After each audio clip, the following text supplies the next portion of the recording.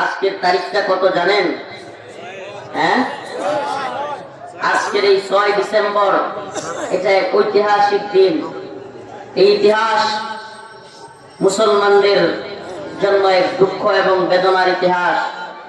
500 বছরের সম্রাট বাবরের তৈরিকৃত বাবরি মসজিদ আজকের এই 6 ডিসেম্বর দিনেই ভারতীয় হিন্দুত্ববাদী সরকার বাবরি মসজিদকে শহীদ করে দিয়েছিল।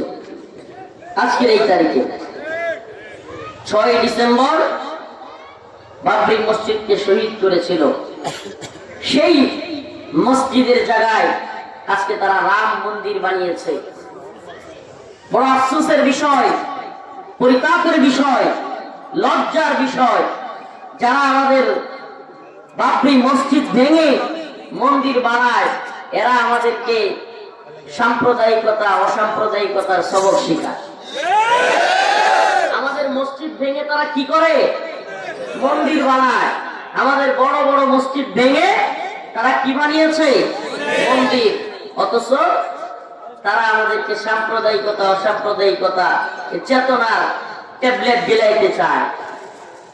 বাংলাদেশে একটা মন্দিরের নাম বলতে পারবেন যে মন্দির ভাঙা মসজিদ হয়েছে?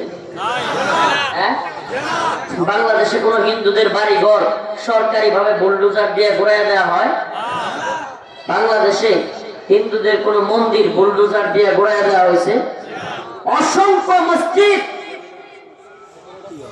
ভারতে মুসলমানদের বুলডোজার দিয়ে ঘুরিয়ে দেওয়া হচ্ছে। অসংখ্য মাদ্রাসা বুলডোজার দিয়ে ঘুরিয়ে দেওয়া হচ্ছে।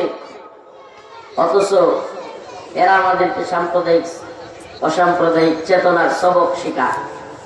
প্রিয় হাজিরিন, জাতীয় ইত্তেফাকুল মুসলিমিন পরিষদ যুব সমাজের আয়োজন খুবই চমৎকার একটা আয়োজন। আল্লাহ পাক এই যুব সমাজকে দ্বীনের জন্য কবুল করুন, দ্বীনের মধ্যে মুজাহিদ হিসেবে কবুল করুন। মাশাআল্লাহ। এলাকার যুবকদের ইসলামের প্রতি দ্বীনের প্রতি ভালোবাসা থাকলে দেখতেও ভালো লাগে। যে যুব সমাজ